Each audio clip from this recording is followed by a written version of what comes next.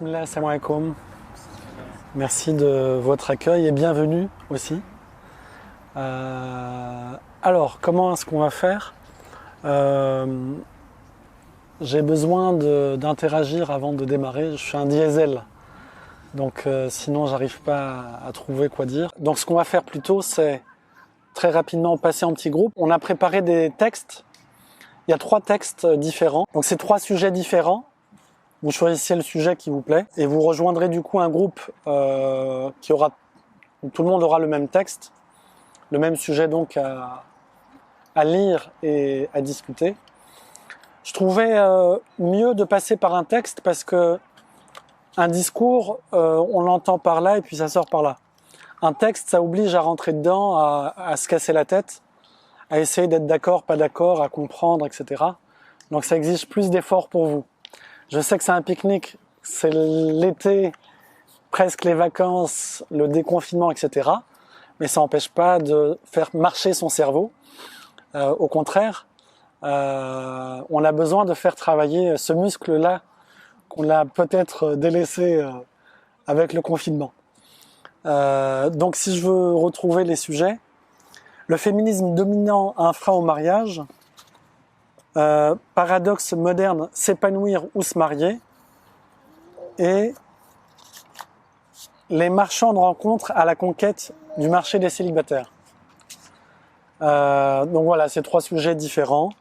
Et après ça, je prendrai plus longuement la parole. C'est difficile pour moi de prendre la parole après vos remarques critiques, gentilles, méchantes et tout, parce que ça me fait rappeler une petite histoire qu'on attribue à Juha, c'est des contes populaires arabes. Et il y a la femme, je ne sais plus dans quel ordre, on va le prendre dans cet ordre, mais peu importe, la femme qui vient se plaindre chez lui de son mari. Voilà, il se passe ceci, etc. Et Juha, du coup, il est plutôt d'accord avec elle. Je suis d'accord avec toi, je te comprends. Ensuite, elle part et le mari vient taper à la porte. Il se plaint de la même situation. Voilà ce qui se passe, ma femme, etc. En l'écoutant, on peut qu'être d'accord aussi, finalement. Il y a le mari de Juha qui a assisté à la scène. Elle lui dit, mais attends, mais je comprends pas. La femme, elle est venue, tu lui as dit, je suis d'accord. Le mari, il est venu, tu lui as dit, je suis d'accord. Il a réfléchi, il a dit, c'est vrai, je suis d'accord avec toi. Donc, c'est difficile d'être pas d'accord avec vous. Parce qu'en écoutant n'importe qui, on peut trouver des bonnes raisons de penser ceci, de réagir de telle ou telle manière. On a tous de bonnes raisons, quels que soient les choix qu'on fait. Mais on a besoin quand même de prendre de la hauteur et on peut pas se contenter simplement de recueillir des avis, de dire bon, on fait la moyenne, je suis d'accord avec tout le monde. On peut pas aller très loin en fait. Parce que ce que nous dit pas l'histoire de Juha, c'est que le problème du mari et de la femme, il reste là. Il faut le résoudre. Et tous les sujets qu'on a abordés, ils sont encore là. Même si moi, j'ai dit je suis d'accord avec ça, l'autre il a dit je suis pas d'accord, etc. Le problème, il est là, il nous embête, il nous fait mal. Donc il faut l'affronter, il faut le traiter. Il suffit pas d'être d'accord ou de ne pas être d'accord. Et aujourd'hui, on est comme bloqué. Et c'est pas simplement les musulmans, parce que comme pour le Covid, on est tous bloqués, pour des raisons qu'on ne comprend pas toujours d'ailleurs, mais on est tous bloqués, on est concernés par les mêmes difficultés qui touchent toute l'époque aujourd'hui. On aurait pu imaginer que parce que je suis musulman, de façon magique, ce qui se passe dans la société, ça me traverse, ça me touche pas. Mais en fait non, on se rend compte que ce qui traverse la société va me toucher à un moment ou à un autre. C'est une question de temps. C'est une question de temps, de degré, de ce qu'on veut, mais à un moment donné, je serai touché. La question du mariage, du divorce, du célibat, etc., c'est des questions qui nous paraissaient très lointaines, très étranges et étrangères il y a quelques années. Aujourd'hui, on voit que c'est des questions qui sont intimes. C'est moi, c'est mon voisin, c'est mon ami, c'est les proches qui sont concernés fortement par le sujet. Donc il faut développer un niveau d'analyse qui nous permette de sortir de je suis d'accord, je suis pas d'accord, de moi je pense que, puis au final c'est un match nul et tout est nul parce que finalement le problème continue de courir, un peu comme le virus. Et donc je vous proposerais de faire un tour très synthétique d'une analyse globale de la situation. Le musulman, il est l'enfant de son époque. C'est pas un être abstrait qui a grandi dans rien. C'est l'enfant de son époque. C'est quoi cette époque? C'est une époque qui a passé par 1, 2, 3, 4, il faut que je compte, grands moments. Les 4 grands moments, c'est d'abord la tradition, ensuite la modernité. La modernité, il y a la première mi-temps de la modernité et la deuxième mi-temps, c'est pas tout à fait les mêmes modernités. Je vais les distinguer. Et la post-modernité. Ces 4 moments, ils sont pas simplement chronologiques. Ces 4 moments, ils se mélangent aujourd'hui encore. On retrouve les 4 tendances aujourd'hui, mais c'est aussi 4 grands moments sur plusieurs siècles qui se sont déroulés chronologiquement.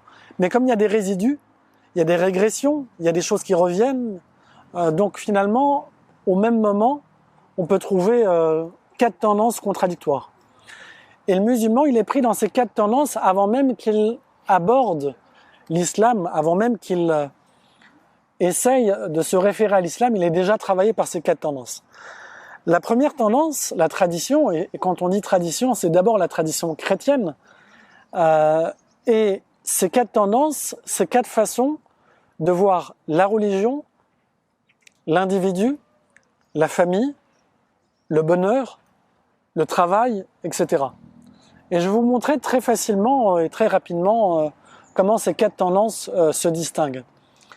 Pour la tradition, c'est quoi les grandes valeurs qui valent le coup dans la vie d'un être humain? Pour la tradition, c'est Dieu, c'est le salut, et c'est un salut qui n'est pas sur terre, c'est un salut dans le futur, dans l'au-delà. Et sur terre, on est foutu, parce que c'est le péché originel, et là, on n'a plus qu'à supporter ce péché, et le seul truc qu'il y a à faire, on est dans une salle d'attente, en fait. On subit le truc, on attend de passer au vrai, à la vraie vie, qui est la vie au-delà. Mais cette vie, c'est une fausse vie, c'est une salle d'attente, on subit, et le péché originel, on le traîne comme un boulet, et la seule façon d'échapper provisoirement à ce truc, c'est de croire. Voilà le statut aussi de la croyance chrétienne. Je prends le temps de décrire ça parce que ça influence aussi le musulman dans sa façon de concevoir l'islam. C'est pas juste la croyance des autres, la religion des autres. Cette sensibilité religieuse, on va la retrouver chez le musulman. Donc, la religion, la famille, le salut et le travail. Mais le travail, ça n'a pas une vraie valeur parce que le travail, c'est une peine.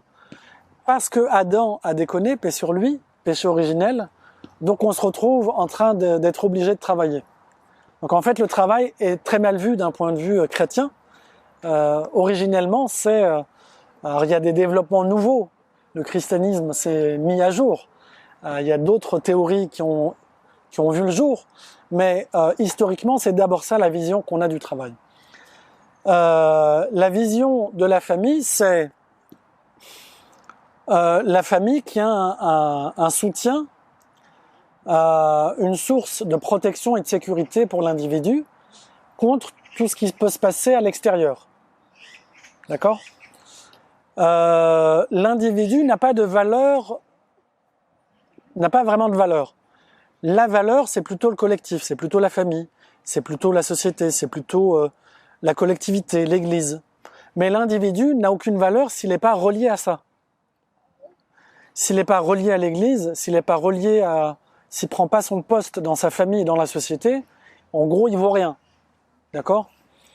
Et le mariage, quatrième élément que je compare dans la tradition, le mariage, en fait, on n'est pas là pour s'amuser. Parce que déjà, avec le péché originel, on est dans une salle d'attente, on n'est pas là pour s'amuser, on n'est pas là pour prendre du plaisir. La sexualité, le plaisir, l'amour, c'est pas pour aujourd'hui, c'est pour demain. Le salut, d'accord? Donc on se marie, non pas pour ça, mais on se marie. C'est un moindre mal. D'ailleurs, l'idéal religieux, d'un point de vue chrétien, c'est l'idéal monastique. C'est le moine et donc pas de mariage.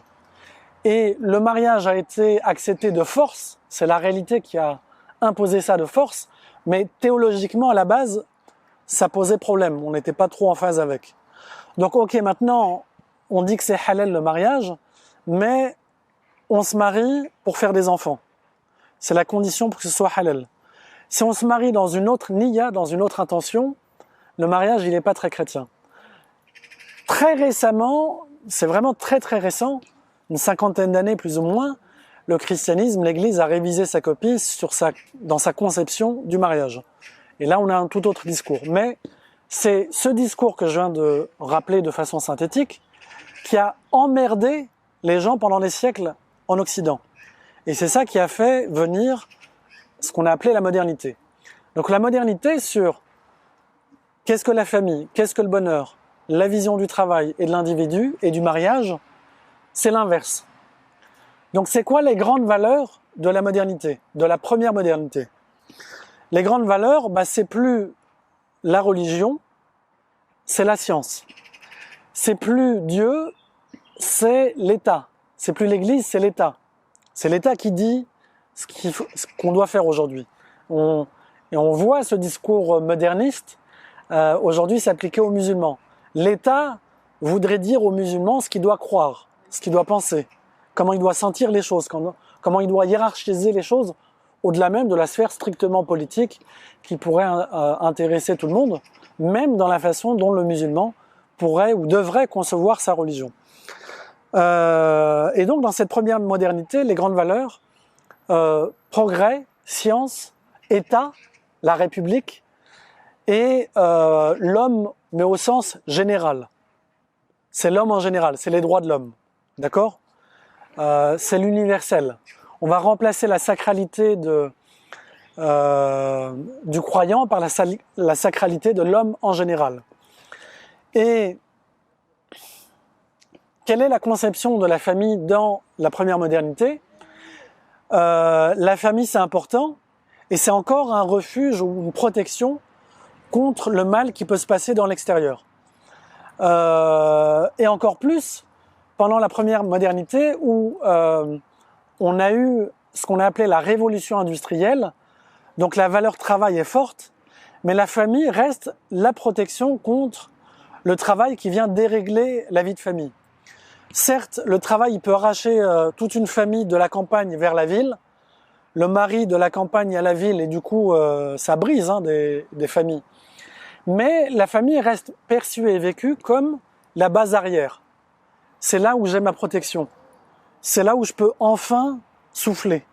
C'est là où je suis protégé, même en tant que mari, parce que je suis l'esclave dans l'usine, mais je suis réparé à la maison. Donc la maison, la famille, c'est le lieu de la réparation morale, psychologique, pratique, aussi bien pour l'homme que pour la femme. Et les enfants, c'est vraiment l'hôpital en fait, c'est le rôle social, le rôle thérapeutique qu'il est joué dans ce lieu-là. Le bonheur, il est encore à l'extérieur il est plutôt dans la maison, il est dans la famille, et on avait le salut chrétien avant, maintenant le bonheur c'est plutôt le développement industriel, c'est le progrès. C'est le fait de se développer collectivement sur un plan économique, industriel, etc. Voilà les grandes caractéristiques. Ce qui va arriver, c'est ce qu'on appelle la deuxième modernité. Cette première modernité, elle nous a emmerdés aussi, parce que finalement, ça va 5 minutes, le développement industriel, matériel et tout ça. Ok, on a notre voiture, notre machine à coudre, notre frigo, etc. Ok, on travaille. Comment? Notre climatiseur, etc. Ok, ça a mis 50 ans pour avoir tout ça, mais on l'a maintenant. Donc qu'est-ce qu'on fait? C'est là que vient la deuxième modernité. La deuxième modernité, c'est l'héritière de la première et c'est l'héritière de la tradition chrétienne juste avant. La deuxième modernité, elle va remettre en cause tout ce qui est collectif. La première modernité a remplacé la sacralité de la religion par la sacralité d'une autre religion qui est un autre collectif. La nation, le travail, le développement, le progrès, la science. Mais c'est des abstractions, c'est des collectifs abstraits. La nation, c'est abstrait, d'accord ? La deuxième modernité, elle va casser les abstractions qui sont des formes de religion. C'est des sacralités collectives. Elle va dire, moi, je crois plus en tout ça. Moi, ce que je crois, c'est en moi. Donc, elle va tout individualiser. Elle va tout personnaliser. Donc, avant, on parlait de développement industriel. Maintenant, on va parler de développement personnel. Écoutez, soyez attentifs aux mots. C'est quoi la différence ? C'est que développement industriel, c'est un grand truc. Développement personnel, c'est moi. Les droits de l'homme, c'est un grand truc. Tout le monde doit avoir des droits, donc il faut chercher. Maintenant, c'est les droits à moi. Je m'en fous je sais pas ce que c'est les droits des autres. Moi, je dois défendre mes droits à moi d'abord. D'accord ? On m'a dit qu'il fallait aimer la patrie, le travail et tout ça. Je sais pas. Moi, ce que j'aime d'abord, c'est veiller à mon épanouissement. Et peut-être qu'à travers le travail, je vais m'épanouir. Peut-être, c'est une option, il faut que je l'étudie. Mais c'est d'abord moi le centre. C'est plus l'État, c'est plus les grandes abstractions, c'est plus les causes collectives. C'est d'abord moi qui suis au centre. Et tout ce qui est collectif peut être un moyen pour moi. Donc, dans la deuxième modernité qui met l'individualisme au centre, le collectif n'a pas disparu. Le collectif devient un moyen inférieur à l'individu. Dans la deuxième modernité, l'individu était encore un instrument au service du collectif. Au service de l'État-nation, il fallait aller pomper des ressources dans les pays du Sud, il fallait aller coloniser, etc. Et donc, pour mobiliser l'individu, on lui disait « Coco, tu appartiens à une nation, tu appartiens à une civilisation, à une race. » D'accord ? Et en face, il y a une sale race aussi, qu'il faut aller coloniser. Donc c'est avec des arguments de ce type-là qu'on parlait à l'individu. Avec la deuxième modernité, la race a disparu, la civilisation a disparu, la nation a disparu, les grandes causes ont disparu. Ce qui existe, la religion, elle a disparu. Ce qui existe, c'est la religion individuelle. C'est quoi cette religion individuelle ?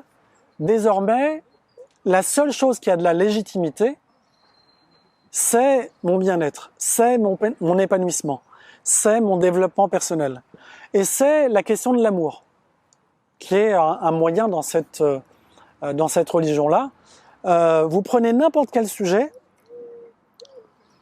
ce qui peut légitimer votre position, c'est si ça s'inscrit par rapport à l'amour et au bonheur, ça passe. Parlez-moi d'islam, mais si vous ne légitimez pas dans votre islam l'amour, peu importe la conception, et le bien-être, peu importe la conception et les impacts, votre discours, il n'est pas acceptable. Autrement dit, on voit bien quelle est la valeur qu'on a positionnée au centre.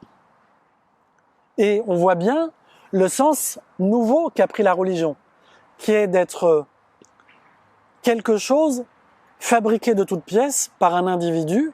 Et comme on est des milliards d'individus, tous les individus se fabriquent leur propre religion, c'est-à-dire leur propre hiérarchie des valeurs.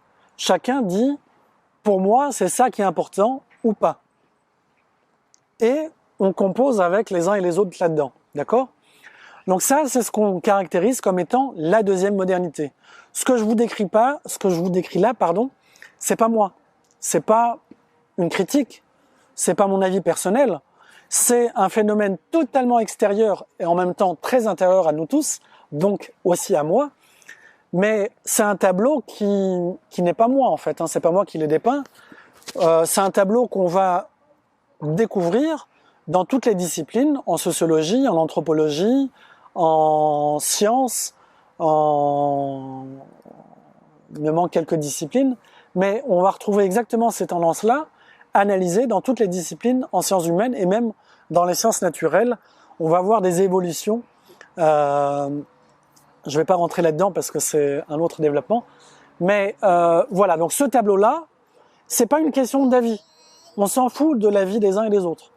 Ne prenez pas mon avis, c'est pas le sujet. Je dis juste que voilà l'époque dans laquelle on est en train de grandir, nous, dans laquelle on a grandi, dans laquelle les plus jeunes évoluent de plus en plus. Et donc, dans la deuxième modernité, c'est quoi la nouvelle conception du mariage? Parce que le mariage n'a pas disparu. C'est que le mariage, ok, mais à condition. Déjà, ça commence bien. Voyez? Avant, le mariage, c'était une évidence. C'était un bien. On se pose pas la question de est-ce que c'est ok ou pas. On s'arrête pas devant la porte. D'accord? On rentre normal. Tout le monde sait que je suis un homme, je vais finir par me marier à un moment ou un autre. Et ce moment ou un autre, c'est pas quand j'aurai 50 000 ans. C'est, a priori, entre mes 15 ans, avant mes 30 ans. Et ça, c'était normal. Et même la norme, dans toutes les civilisations, c'était plutôt entre 15 et 25. Après 25, on commence à s'inquiéter. Même avant, en vérité. Mais cette conception n'est pas absurde, parce que un homme est un homme, et une femme aussi. On est adulte. Dans la civilisation islamique, on est adulte à 14 ans. Ça veut dire que un garçon ou une fille ne sont plus un garçon ou une fille à 14 ans. C'est un bonhomme et c'est une femme. C'est fini, garçon et fille. Aujourd'hui, à 14 ans, deuxième modernité, je ne sais pas encore qui je suis d'ailleurs. Et t'as pas le droit de m'appeler garçon, parce que j'ai pas encore dit ce que je voulais être. Vous voyez, c'est l'effacement du mariage comme norme, c'est l'effacement de la réalité biologique de c'est quoi être un homme, c'est quoi être une femme. Donc t'as pas le droit de me demander si je veux me marier ou pas, parce que ça présuppose que je devrais. Et donc là, t'es en train de me mettre la pression. Et là, je vais porter plainte. Si un conférencier parle de mariage, c'est une façon de faire la pression et d'imposer la norme du mariage, implicitement, alors qu'il faut me laisser la liberté. Vous voyez? Donc la deuxième modernité, c'est l'explosion de toutes les normes, c'est l'effacement de toute vérité. C'est quoi la vérité? C'est ce que moi, je choisis. Si le mariage est une bonne chose pour moi, alhamdoulilah, j'y vais. Si j'estime que c'est pas bien, alhamdoulilah, j'y vais pas. Et t'as pas à me l'interdire. T'as pas à m'obliger, pardon. Voilà comment le musulman, influencé par ces tendances-là, commence à s'exprimer. Et vous reconnaissez dans le vocabulaire cette façon de s'exprimer. Alors, ces grandes tendances sont relayées par... Je vais aller très vite, donc je vais simplifier mon discours, par deux grands discours que sont le développement personnel et le féminisme. En réalité, le féminisme et le développement personnel n'ont absolument rien d'original par rapport à ce que j'ai déjà dit jusque-là. En fait, c'est juste la répétition de toujours plus de la même chose. Pour nous musulmans, c'est pas une chanson à laquelle on avait l'habitude, parce qu'avant on entendait des trucs en arabe. Donc là, ça change. Ça fait brancher, c'est une autre chanson. Donc on se dit, tiens, c'est pas mal. Tiens, il faut s'aimer soi-même. C'est une chanson que je connaissais pas. Tiens, en tant que femme, j'ai le droit d'exister. J'avais pas entendu celle-là depuis longtemps. Donc on se dit, tiens, ça a l'air intéressant. Mais en réalité, cette chanson n'est que la même chose de ce qui est dit depuis à peu près 2-3 siècles. Et c'est ce qu'on appelle la modernité. C'est pas un truc qu'on vient de découvrir il y a 5 minutes. D'accord? Donc, dans le développement personnel, il vient simplement... D'ailleurs, le développement personnel est un discours institutionnalisé par les grandes industries qui ont payé des millions ou des milliards d'euros ou de dollars pour avoir des chaires, des chaires dans les universités, pour avoir des formations dans les entreprises, pour orienter l'individu en ce sens. Pourquoi? Parce que l'âge, vos pères ou nos grands-pères, quand ils allaient travailler chez Renault, Peugeot, ils y allaient pourquoi? Ils y allaient parce qu'ils cherchaient la sécurité. Un travail égale un salaire égale la sécurité. Pourquoi la sécurité? Parce que j'ai une famille, il faut nourrir, et j'ai une famille au bled. Donc là, il faut un salaire régulier pour remplir le frigo régulièrement ici et là-bas. Très logique, très simple. C'est quoi un vrai bonhomme pour une femme, pour nos mères ou nos grands-mères? Ben quand elle voit un bonhomme qui apporte cette sécurité-là, elle se dit, lui, il remplit les conditions. Elle a d'autres, bien sûr, critères. Mais la sécurité, c'est l'un des critères majeurs. Aujourd'hui, femme de la deuxième modernité musulmane, quand elle voit un homme musulman, elle se dit, ok, c'est un cadre dynamique, il gagne 5 000 €, il m'impressionne pas, qu'est-ce qu'il a lui? Moi aussi je suis cadre. Wesh, moi aussi j'ai des diplômes. Donc moi ce que j'attends de lui, c'est une valeur ajoutée. Qu'est-ce qu'il apporte en plus de ce que moi j'ai déjà? D'ailleurs moi je sais bricoler. Certes, je sais pas cuisiner, mais je sais bricoler. Donc si toi tu cuisines, ça m'intéresse. N'est-ce pas? Non, bah non, moi-même je rigole pas. Donc, là on est vraiment dans une conception de la deuxième modernité où on remet à plat toutes les cartes, il n'y a plus rien d'évident, il n'y a plus rien de bon ou mauvais, tout est possible, c'est juste une question de choix et donc on s'arrange entre toi et moi. Voilà. Avec lui on s'est arrangé, si vous n'êtes pas content c'est votre problème, vous vous arrangez tout seul ou autrement, mais chacun sa formule. C'est pour ça qu'on peut même plus parler de couple, etc. parce qu'il n'y a plus de règles. On vient parler de l'islam et le truc, non, bah l'islam, chacun son islam. Pourquoi on obligerait les gens à penser l'islam, à le comprendre de la même manière? Vous voyez cette façon de parler? Deuxième modernité. Le Coran dit que... Non, le Coran ne dit plus rien. Deuxième modernité. C'est chacun sa compréhension du Coran. Ah bon, subhanallah, des siècles, des milliers d'années de révélations et de prophéties, tout ça est parti en fumée.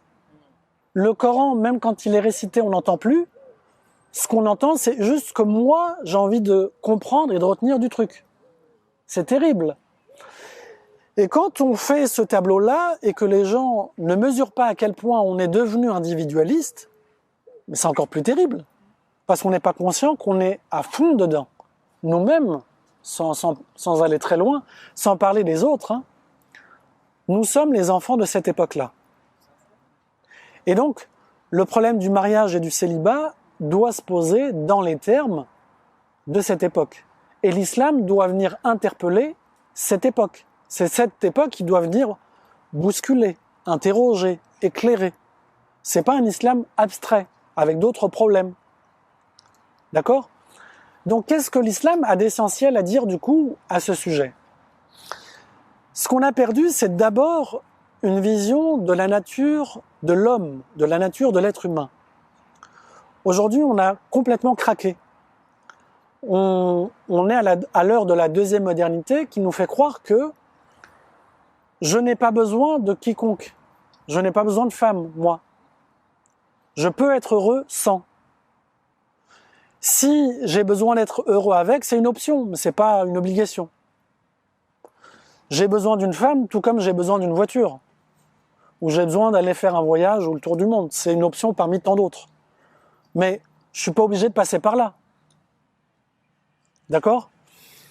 Donc, la vision de la deuxième modernité sur l'homme, c'est la vision d'un homme qui n'a besoin de rien. Et bizarrement, cet homme qui n'a besoin de rien, il a besoin de tous les gadgets, de toutes les marchandises, de toutes les prestations de l'industrie. J'ai besoin de pizza parce que j'ai plus de femme qui fait la cuisine. Moi-même, je tiens à mon développement personnel, donc je ne vais pas faire la cuisine. On est vraiment mal barré parce que la cuisine a sauté de la maison. C'est quoi l'argument de vente? C'est chiant ce truc-là. T'es trop belle. Tu vaux mieux que ça quand même. Tu vas pas te rabaisser. Eh ben, elle s'est dit, ah ouais, c'est vrai, je suis belle. C'est vrai, pourquoi je fais ça? Je suis pas un clochard quand même. Donc elle a commencé à se dire ça. On a piqué l'activité cuisinée elle a été externalisée et c'est l'industrie qui l'a prise en charge. On est tombé dans la malbouffe. Un siècle après, on se dit « Ouais, il faut manger bio, c'est pas bien. C'est quoi cette histoire ? Pour manger bio, il faut savoir ce que tu manges. Pour savoir ce que tu manges, il faut que tu aies un jardin. Il faut que tu cultives. » On a délégitimé toutes ces activités qu'on a externalisées. C'est l'industrie qui nous a dit « c'est pas bien, c'est sale, etc. Il pleut, il fait froid, laisse tomber. On va faire ça à ta place. » Comment ? On n'a pas le temps. Voilà, tu as une vie, concentre-toi sur ton développement personnel. L'époque qui nous demande, qui nous invite le plus à nous concentrer sur notre développement personnel, c'est l'époque qui nous a le plus rendus handicapés. On ne sait pas cuisiner. On ne sait pas s'occuper d'une femme. On ne sait pas s'occuper de son frère et sa sœur. On ne sait pas s'occuper de ses parents et grands-parents quand ils sont âgés. On est totalement handicapé.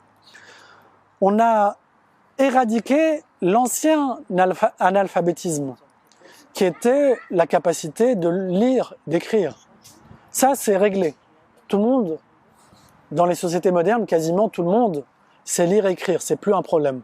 Certes, le niveau a chuté. C'est un autre sujet. Par contre, le nouvel analphabétisme, c'est le savoir humain basique qu'on connaissait dans toutes les civilisations humaines. J'ai un conflit avec ma femme, le scandale, c'est pas tout de suite. Entre le scandale et le conflit, il peut se passer du temps. Entre-temps, on sait gérer la situation, sans que j'ai besoin d'un coach, d'un psy, ou d'un avocat, ou de la police. Mais aujourd'hui, si j'ai pas la copine qui me dit « Ouais, t'as vu, mon mari m'a dit ça, tac, c'est grave, qu'est-ce que je fais, etc. » Toutes les 5 minutes, sous pression, le couple est sous pression, il est examiné, évalué, et il tient pas parce qu'il est sous l'évaluation permanente de « Attention, il faut que ton mari contribue à ton épanouissement personnel. S'il a menacé ça de 5%, alerte rouge. » Et bien sûr, c'est vrai pour l'homme. Voilà, donc on a 2 individus qui sont tous les 2 coachés de part et d'autre, pas par les mêmes.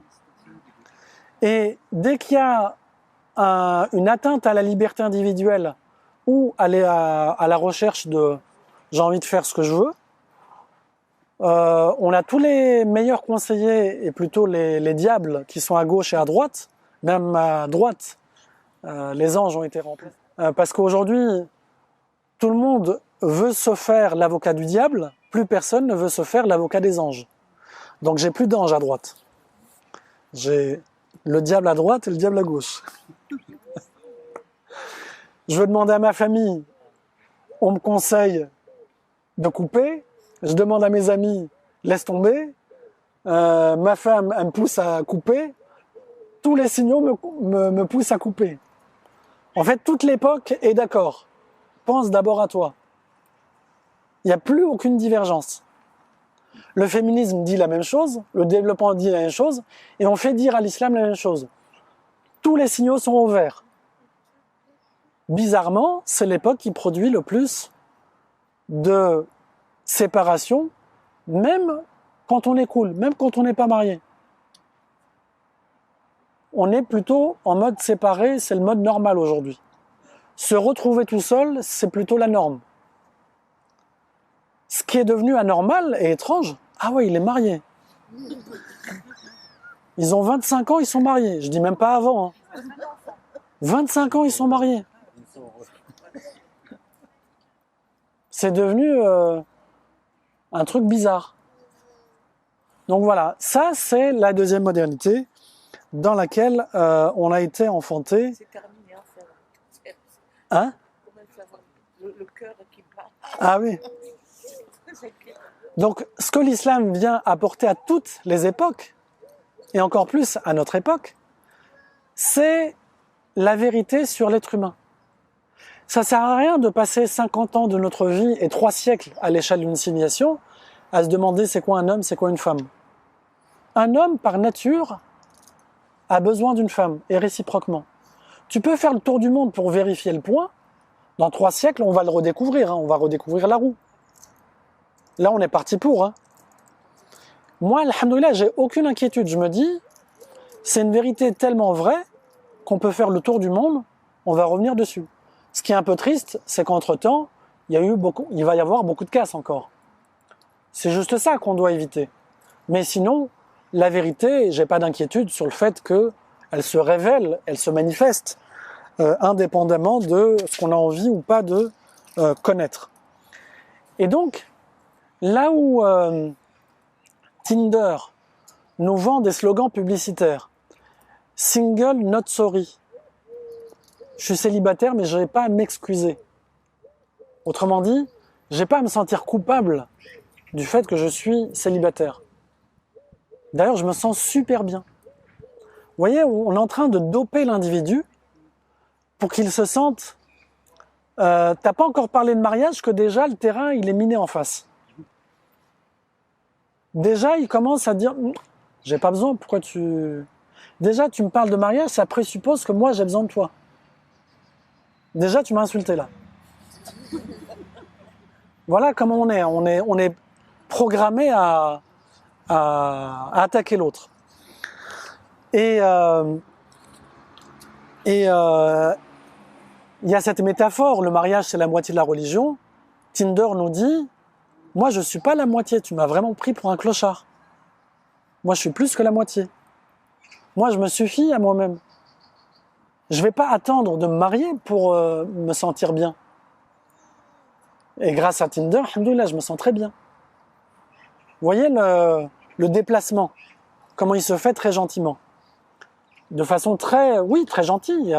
On ne voit pas le mal frontalement.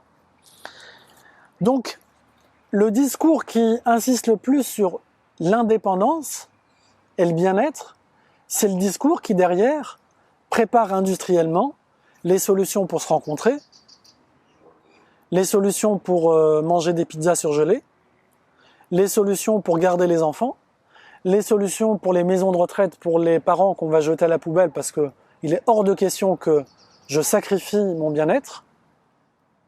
Donc en fait, derrière ces valeurs qui ont l'air sympathiques, philosophiques et ce qu'on veut, il y a une industrie, il y a un business, il y a une économie, il y a un ordre économique.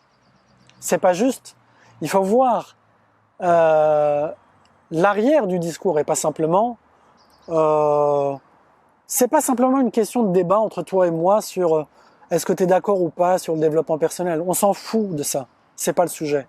Le sujet, c'est quel ordre mondial, réel, concret, on est en train d'instaurer au nom du développement personnel, au nom du bien-être, au nom de l'amour, au nom du plaisir, au nom de ces trucs-là, eh ben, on justifie que les pays du Nord, on ferme les yeux sur l'exploitation des pays du Sud. C'est nous qui pilotons les dictatures du Sud, mais on en profite pour notre bon plaisir, donc on ne va pas se tirer une balle dans le pied.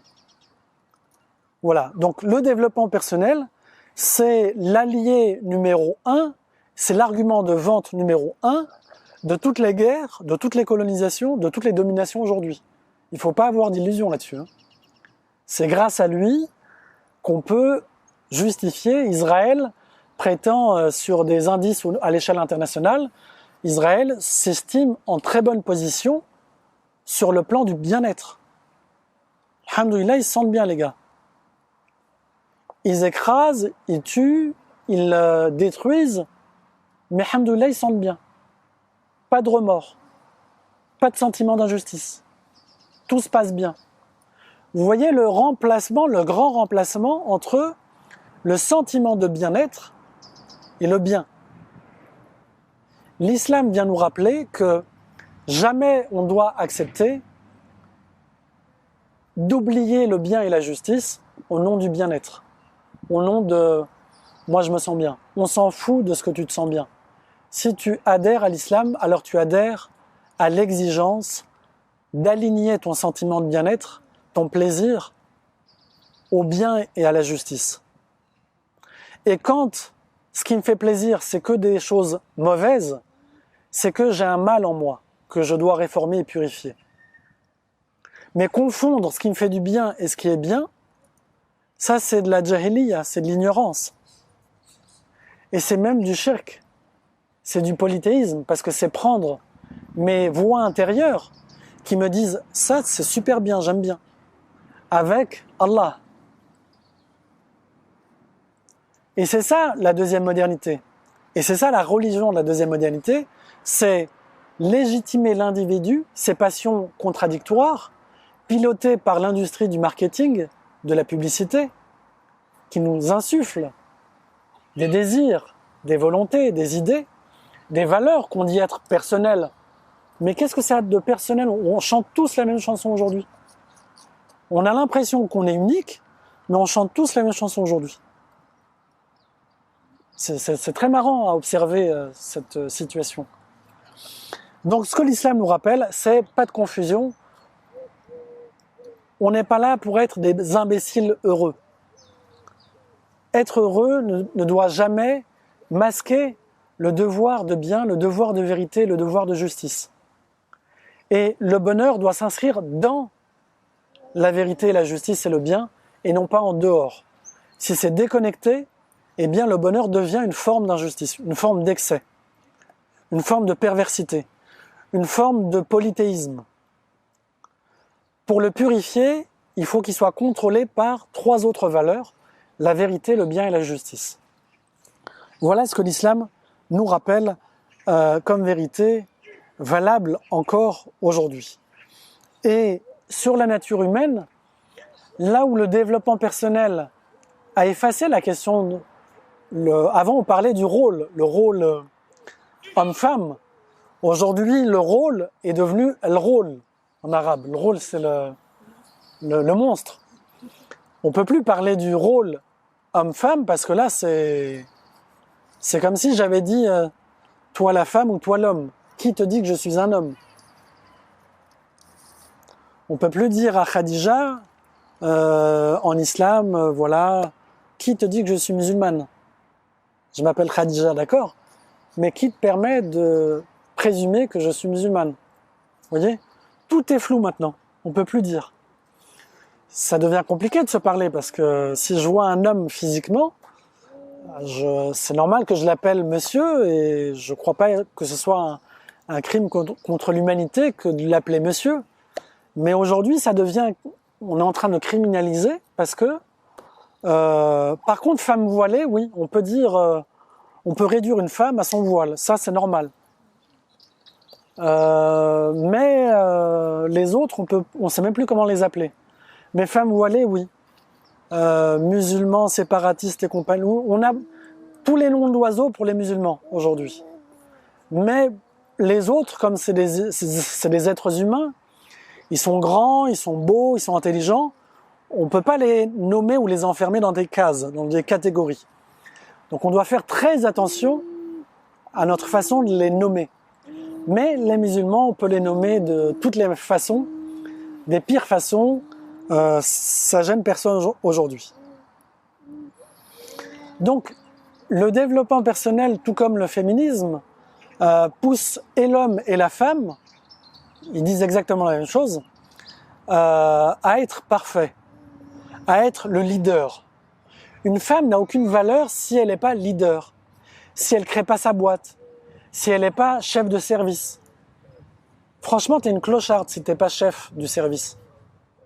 Ou si tu n'as pas créé ta boîte. Même ta boîte de hijab, c'est pas grave. Mais au moins, crée ta boîte. Tu peux pas rester juste à porter le hijab. Si juste tu portes le hijab, tu es vraiment une miskina. Si tu veux vraiment avoir de la valeur, au moins crée ta boîte de hijab. Fais porter le hijab à d'autres. Au moins, voilà. Tu te sentiras bien, tu auras de l'argent, etc., etc. Mais s'occuper de la maison et du mari et des enfants, c'est franchement petit. C'est franchement petit. Voilà la hiérarchisation des valeurs qui sont imposées à tous.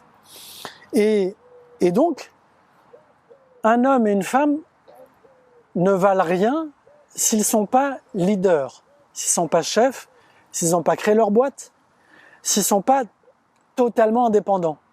Si tu commences à te rappeler que tu as besoin quand même de quelqu'un dans ta vie, là, il est urgent que tu ailles consulter quelqu'un. Parce que là, tu commences à avoir un problème dans ton cœur. C'est une faiblesse. Un homme et une femme normaux, aujourd'hui, du point de vue de la deuxième modernité, est un homme ou une femme qui sent qu'il a besoin de personne, qui est dopé en fait de confiance en soi, qui est dopé de la volonté d'être un chef, un leader, etc., et qui est tellement bien dopé qu'il oublie qu'il a besoin de quelqu'un d'autre. Et ok, si j'ai un moment de faiblesse, Tinder m'apporte la solution, c'est, il y a quelqu'un, c'est comme la voiture. Ça sert à rien d'acheter une voiture aujourd'hui. Parce que acheter une voiture, il faut penser au stationnement, l'assurance, les accidents, l'essence. Non, l'essence, si. Ouais, non, l'essence dans tous les cas, je vais la payer. Mais il vaut mieux louer une voiture à chaque fois que j'ai besoin de l'utiliser, plutôt que de l'acheter. J'aurais moins à payer de stationnement, d'assurance, etc.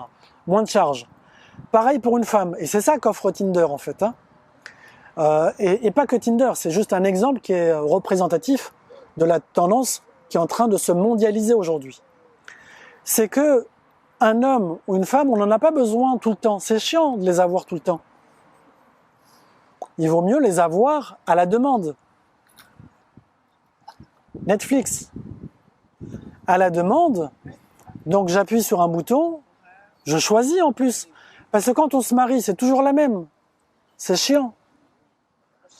Par contre, à la demande, ce qui est sympa, c'est que j'ai un catalogue qui se renouvelle. Parce que comme il y a beaucoup de naissances, chaque année, ça se renouvelle. On peut taper en dessous. Donc en fait, on a un catalogue infini. Quand on compare ce système au mariage, ça fait pitié le mariage, du point de vue de la deuxième modernité. Donc en fait, la deuxième modernité a fabriqué massivement des hommes et des femmes frustrés. Et pour anesthésier ou satisfaire ou répondre à cette frustration, l'industrie apporte des solutions de masse. Le mariage à côté, c'est une solution artisanale où tu proposes un truc. Franchement, un truc. Là où l'industrie propose des catalogues de trucs. Donc, en fait, on est l'époque qui a délégitimé, dévalorisé le mariage. Au début, c'était sympa. On a dit, ok, je veux bien me marier, mais d'abord, juste laisse-moi 5 minutes. Il faut que je me sente bien parce que là, j'en peux plus. J'ai fait bac+5, je me suis sacrifié là. Laisse-moi juste faire un tour du monde, là, juste une année. Et après, je vais penser au mariage. Elle revient une année après. Le tour du monde, il est passé. Ouais, mais attends, là, il faut que j'aille travailler là. Si je me marie dans ces conditions, ma femme, elle va me prendre pour un clochard, ou mon mari va me hagar.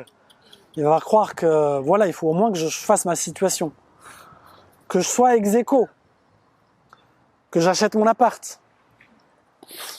En fait, quand tu as fait tout ça, les années sont passées, tu as dépassé la trentaine.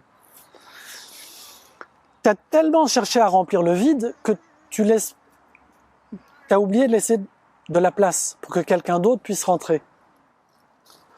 Quand tu as tout fait, en fait, tu as appris à occuper ton temps sans personne, avec Netflix et compagnie. Tu as appris à avoir 5000 amis sur plein de réseaux sociaux. Tu as appris à voyager avec un groupe de ceci, un groupe de cela, etc. Tu as appris à avoir ta petite dose de spiritualité à 2 balles avec tel et tel truc, etc. Et à 30 ans, à 35 ans, à 40 ans, tu as acheté ton appart et compagnie. Franchement, qu'est-ce qu'elle m'apporte, ma femme? Qu'est-ce qui m'apporte mon mari?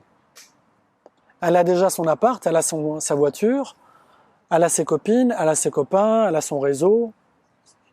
Il y a les pizzas surgelées, il y a même l'industrie du bio qui livre à la maison.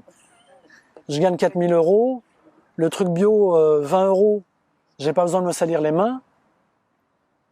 Le mari, qu'est-ce qu'il va venir faire? Il va juste emmerder. Il va lui dire, il faut t'y mettre à la cuisine. Vous voyez? C'est pas rentable en fait d'avoir un mari ou une femme aujourd'hui. Ça, c'est la deuxième modernité. C'est pas intéressant, c'est pas épanouissant. Vous voyez comment est-ce qu'on a été amené à voir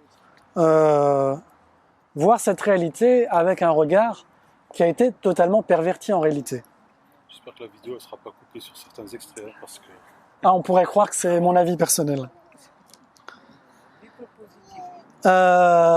Et donc, quand vous dites dans les discussions que vous avez eues, oui, mais pourquoi est-ce qu'on oppose se marier et s'épanouir? C'est pas moi qui oppose, c'est l'époque qui nous a appris à opposer. L'époque nous a appris à crier au scandale et à trembler dès qu'on nous parle de mariage parce que, attention, condition, est-ce que il y a moyen que je m'épanouisse ou pas? Personne ne t'avait dit jusque-là de pas avoir cette condition. Pourquoi déjà t'es tendu?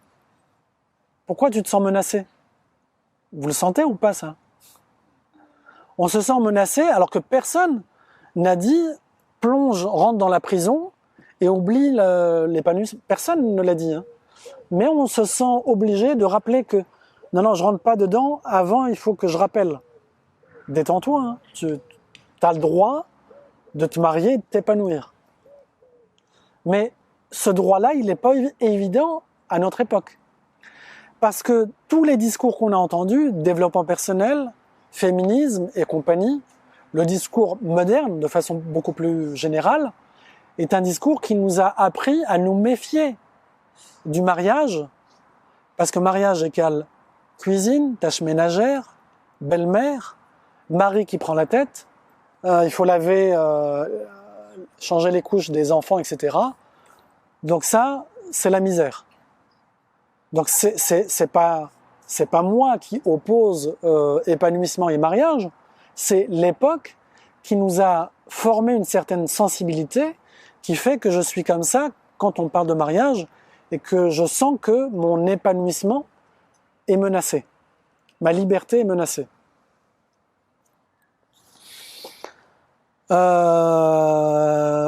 Alors, on va aller vite sur les solutions. Une fois qu'on a posé le décor, l'analyse, le tableau, les grandes tendances, vous comprenez bien que la solution, ça ne pourra jamais être un site de rencontre. Parce qu'un site de rencontre ne pourra que donner l'occasion de faire exactement ce qu'on fait déjà. Il ne fait que renforcer les tendances ambiantes. Il me donne l'occasion de rencontrer, il ne me permet pas de me marier. Je vais rencontrer, il n'y a pas de souci. Je vais rencontrer 5, 10, 30, 50, 100, ok? Est-ce que je me marie? Non. Pourquoi? Parce qu'il y a les tendances lourdes qui m'ont travaillé. Donc, le site de rencontre ne répond absolument pas au problème. Il répond un tout petit bout du problème. Et la preuve qu'il ne répond pas à l'essentiel, c'est que on ne s'est jamais autant rencontré qu'aujourd'hui. Avant, les rencontres hommes-femmes, elles étaient beaucoup plus réduites, hein, il faut se le rappeler. Beaucoup plus de mariages, c'est bizarre. Aujourd'hui, 1 milliard de rencontres, 1 milliard de possibilités de se rencontrer, technique, pas technique, vert, pas vert, tout ce qu'on veut, halal, pas halal, tout ce que vous voulez. Mariage de moins en moins. Donc ce qu'on appelle solution n'est pas une solution. Donc ce que j'appelle moi solution, c'est plus un programme. C'est modeste, c'est réaliste. Un programme, ça veut dire c'est un ensemble d'actions coordonnées, bien pensées, à l'échelle non pas de moi et de toi, mais à l'échelle de toutes les bonnes volontés, pour reprendre le taureau par les cornes. Et le taureau par les cornes, ça commence par la maternelle, jusqu'aux célibataires qui ont 50 ans aujourd'hui, ou personnes qui sont divorcées, en passant par les convertis qui ont des problématiques spécifiques, en passant par ceux qui ont la vingtaine et qui vont étudier, les étudiants qui sont dans une situation transitoire mais spécifique, et ainsi de suite. Donc il faut des actions, un programme d'action qui va être différent en fonction de à qui on s'adresse, En maternelle, il faut développer une capacité à raconter des histoires pour parler de la sagesse de l'islam sur l'amour, sur la vie, sur c'est quoi être un homme, c'est quoi être une femme, et ainsi de suite. Si on ne le fait pas à la maternelle aujourd'hui, à la maternelle on le fait déjà en fait sans nous. À la maternelle on a déjà, vous prenez un enfant de 8 ans, c'est plus la maternelle, mais il a déjà une conception de c'est quoi être romantique. C'est quoi le mariage? Il commence à paniquer. À 8 ans, il commence à trembler. À 8 ans, il sait qu'il doit rechercher l'amour et que l'amour, il faut le déconnecter du mariage. Parce que le mariage, c'est ça. Il n'y a pas besoin d'attendre plus. Donc si on ne joue pas notre rôle de grand frère ou de grande sœur, de tante ou d'oncle, de père ou de mère, avec les tout petits, jusqu'au lycée, le match est perdu quand on va s'intéresser à eux quand ils auront 18 ans. Laisse tomber, hein, si tu veux leur parler à 18 ans, c'est même pas la peine. Autant aller à la piscine, va faire autre chose. Ne perds pas ton temps. 18 ans, il est tellement chargé que tu peux rien faire. Le match est perdu. T'es plus son père, t'es plus sa mère à 18 ans. C'est lui qui va te donner des leçons. Donc, si tu veux transmettre quelque chose, c'est à la maternelle que ça commence. Et c'est pas les parents simplement qui doivent commencer, c'est tous les adultes qui sont des parents. Il faut arrêter que le célibataire se vive uniquement comme un célibataire, comme un pestiféré, comme un malade qui a besoin d'être hospitalisé, coaché, sous perfusion. Il faut arrêter de se vivre de cette manière. Un célibataire n'est pas que célibataire. Il est aussi autre chose. C'est un homme, c'est une femme, il a tel âge, il a une expérience, il a une connaissance qui a de la valeur, que d'autres, dont d'autres auraient besoin, notamment les plus petits. Et donc, il faut qu'il se responsabilise. C'est pas parce que moi, j'ai pas réussi à me marier que je vais pas penser à faciliter le mariage d'autres. C'est pas parce que moi, je suis déjà marié, alhamdoulilah, que le célibat des autres, je m'en fous. Là, on retombe dans l'individualisme dans sa plus belle forme. C'est alhamdoulilah, moi je suis marié, j'ai plus de problème.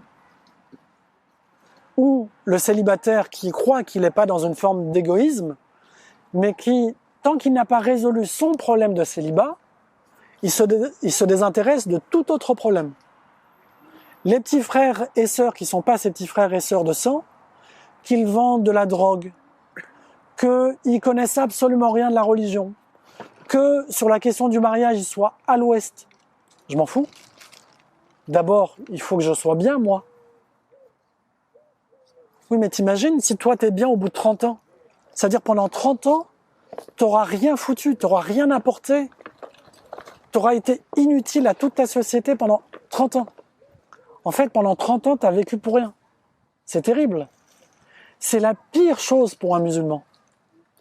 Vivre 30 ans pour rien. C'est quoi le sens de la vie? Et c'est le dernier, la conclusion. Pourquoi Dieu a créé l'être humain sur Terre? Pour l'adorer.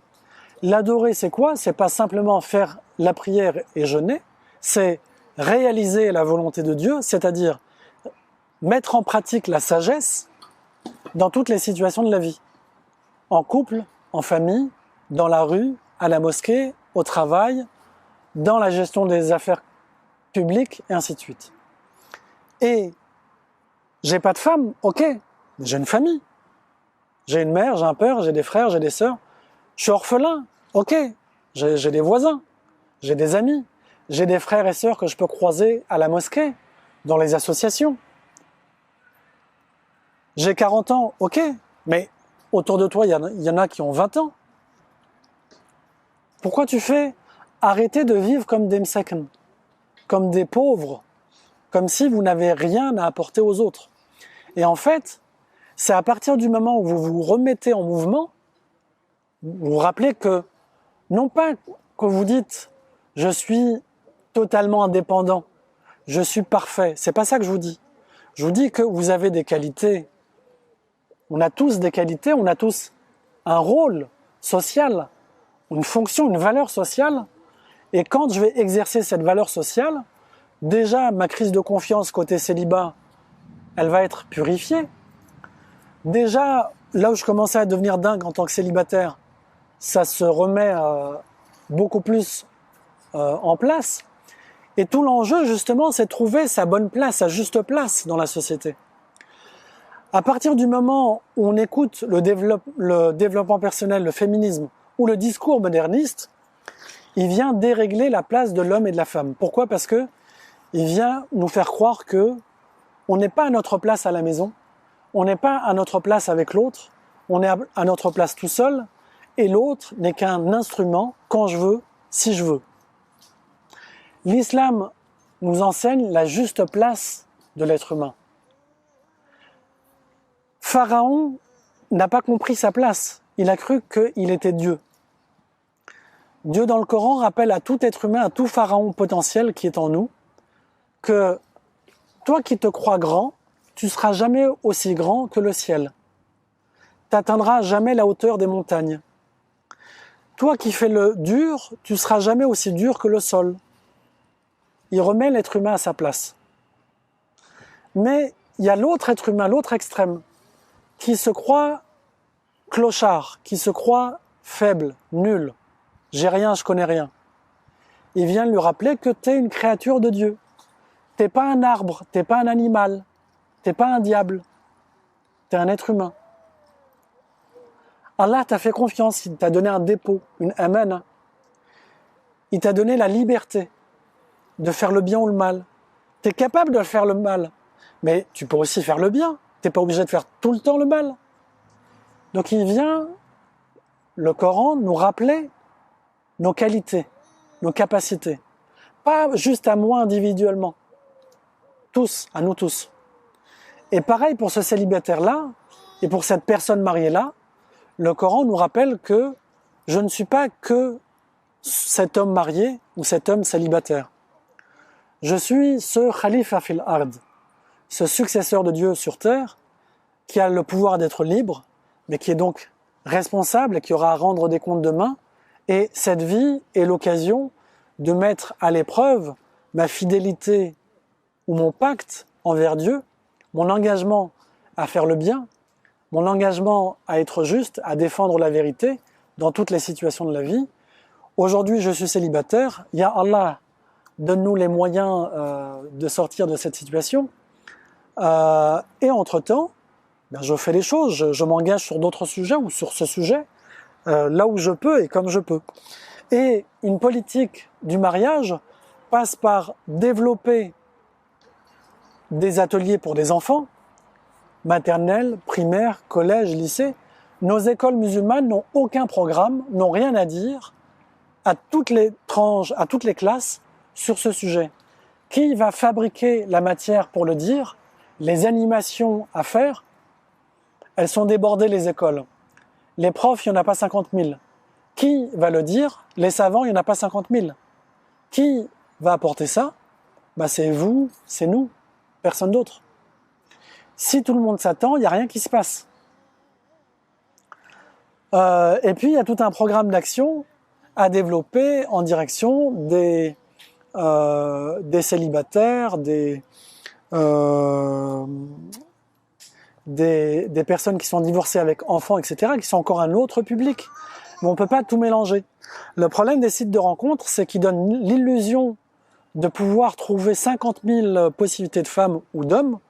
Dans la réalité, quand on veut passer aux choses sérieuses, le mariage, il n'y a plus personne. Pourquoi ? Parce que celle avec qui j'échangeais, il y en a une qui est à Bordeaux, l'autre qui est à l'île de la Réunion, l'autre qui est en Inde, l'autre qui est à Marseille, l'autre qui est ici et là, etc. Mais dès qu'il s'agit de passer aux choses sérieuses, on s'installe à Paris. Non, pourquoi c'est toi qui m'imposes de m'installer à Paris ? Féminisme qui revient. Pourquoi c'est Paris plutôt que Marseille ? Match nul. Ok, reste à Marseille, moi à Paris. On reste célibataire et il y a Tinder avec nous. Vous voyez ? Donc, ce que le site de rencontre révèle, c'est qu'en fait, il y a des critères basiques. La géographie, la plupart des musulmans ne sont pas prêts à bouger de leur région. Pour de bonnes raisons aussi. C'est que j'ai ma famille, j'ai mon travail. Si je change de région, ça veut dire que je sacrifie mon travail, ma carrière, mon bien-être, ma salle de gym, etc. Donc on retombe sur les divinités qui nous travaillent. Donc c'est ça qui fait que je ne suis pas prêt à bouger de région. Le site de rencontre qui vend la liberté de rencontrer ne nous dit pas qu'il nous vend aussi des impasses. C'est-à-dire, ça fait 6 mois que j'échange avec la sœur, c'est bon, tout est vert, et quand on veut passer aux choses sérieuses, je me rends compte que... Eh oui, mais il suffit d'analyser, et en 5 minutes, c'est quelque chose de prévisible, dans 95% des cas. Ok, il y a 5% de cas où les gens sont prêts à bouger. Mais pour 5% des cas, tu es prêt à faire perdre des années à des gens, et par centaines de milliers de personnes. C'est irresponsable. C'est pour ça que les marchands, quand on est dans une logique marchande, j'ai fait un site de rencontre, je m'en fous des états d'âme des uns et des autres. D'ailleurs, je ne le vois pas. J'ai une bonne intention. Ma bonne intention s'arrête au fait que je ne cherche pas à voir. Parce que si je cherche à voir, je vais peut-être me rendre compte que ça provoque des dégâts. Mais on ne se rend pas compte des années qu'on fait perdre à des centaines de milliers de personnes sur des sites de rencontres où, oui, je connais une personne qui s'est mariée. Une sur combien, s'il te plaît? Et c'est pas simplement le temps perdu, c'est le cœur qui est perdu. C'est que, non, ne me parle plus de femme, s'il te plaît. Ne me parle plus d'homme en face. Oui, je connais quelqu'un. Non, c'est bon. J'en ai assez vu. Pourquoi on se retrouve dans cet état? C'est parce que on nous a mis à disposition des outils où c'est l'anarchie. On ne sait pas à qui on a affaire, les masques tombent à un moment donné, et ainsi de suite. C'est comme une série. Chaque épisode, c'est un nouveau truc. Et à la fin, on n'en peut plus. On se dit non, non. Si c'est ça, je préfère le célibat. Mais aujourd'hui, désirer le célibat est devenu un truc tellement naturel, c'est le mariage qui est devenu bizarre. Exactement comme dans le monde, si je prends l'Algérie pour parler que de ça, la France a rendu l'indépendance de l'Algérie il y a une 50aine d'années, c'est ça, hein, à peu près, et peu importe. Et grâce à la France qui a positionné des dictateurs qu'elle a bien préparés en Algérie, des généraux qu'elle a formés avant de partir, des généraux qui n'ont jamais lâché le pouvoir, et c'est encore la France qui téléguide l'Algérie via ses généraux, eh bien vous prenez la température en Algérie, vous parlez à des Algériens, à des hommes et à des femmes, à des jeunes et à des vieux. Est-ce que c'était mieux avant avec la France, le colon, ou aujourd'hui avec tel général? Franchement, avec la France, c'était mieux, et on était bien quand même.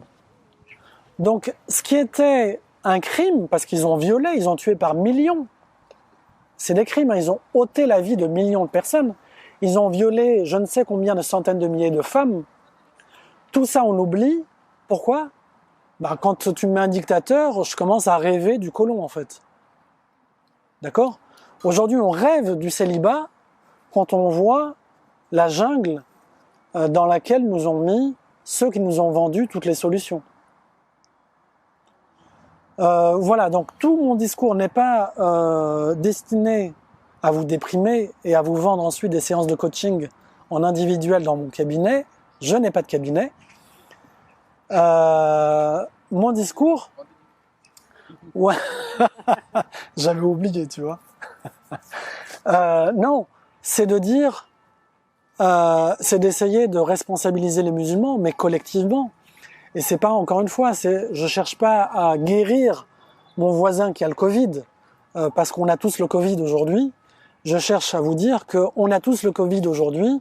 Il faut qu'on se réunisse, il faut qu'on se mobilise, il faut qu'on décide de donner du temps à ce sujet et qu'on ne croit pas que ça va se faire tout seul, qu'il y a des savants qui vont venir, qui vont faire ça tout seul, les imams vont faire ça tout seul, les sites et les muqabala vont résoudre le problème. Vous rêvez. Et si vous êtes frustré parce que tout de suite maintenant vous n'avez pas de solution pour vous, en attendant de trouver une solution pour vous, essayez de faire quelque chose pour les autres. peut-être que Dieu va nous purifier en faisant ce geste pour les autres. Les autres, des petits frères, des petites sœurs, nous prendre la tête pour savoir quelle éducation au mariage on développe pour les plus petits. Aujourd'hui, personne ne se mobilise là-dessus. C'est terrible. Je n'ai vu aucune association dans toute la France dont l'objet, rien d'autre, c'est quelle éducation pour les enfants de telle classe à telle classe sur le mariage. Zéro. On n'a pas de cerveau. On attend les savants, il n'y aura pas de savants. C'est des papas, des mamans et des célibataires qui auront accepté de se mobiliser, qui vont fabriquer cette éducation-là. Personne d'autre. Les imams sont surchargés, les savants, on n'en a pas 50 000. Donc si on continue, en fait, on va vers la généralisation du célibat, mais encore plus pour les plus jeunes qui arrivent. Alhamdulillah. Solution. C'était ça la solution, c'est ça. La solution, il y a tout un chapitre dans mon livre Études sur le célibat musulman vers une politique du mariage avec un programme d'action et plein d'exemples très concrets d'action par type de catégorie. Des plus petits aux plus âgés, en passant par les divorcés, ceux qui ont des enfants, les convertis, etc., etc. Voilà. Les chrétiens, si on regarde l'expérience des chrétiens, elle est extraordinaire, hein, parce que ils ont des institutions à l'échelle internationale il y a 1000 structures pour chaque segment du problème. Pour les enfants en primaire, il y a 1000 structures. Pour le collège, c'est 1000 structures, et ainsi de suite. Pour les jeunes célibataires, c'est 1000 trucs.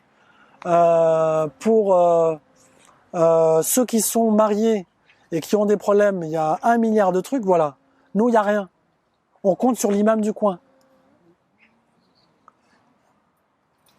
Voilà, donc les exemples, il y en a très concrets, ils existent. Je dis pas qu'ils sont parfaits, mais il y en a 1 milliard. C'est nous qui ne sommes pas là pour analyser les exemples qui existent et se dire, à partir d'une vision islamique, qu'est-ce qu'on garde, qu'est-ce qu'on corrige, qu'est-ce qu'on propose de plus. Donc c'est un travail qui reste à faire.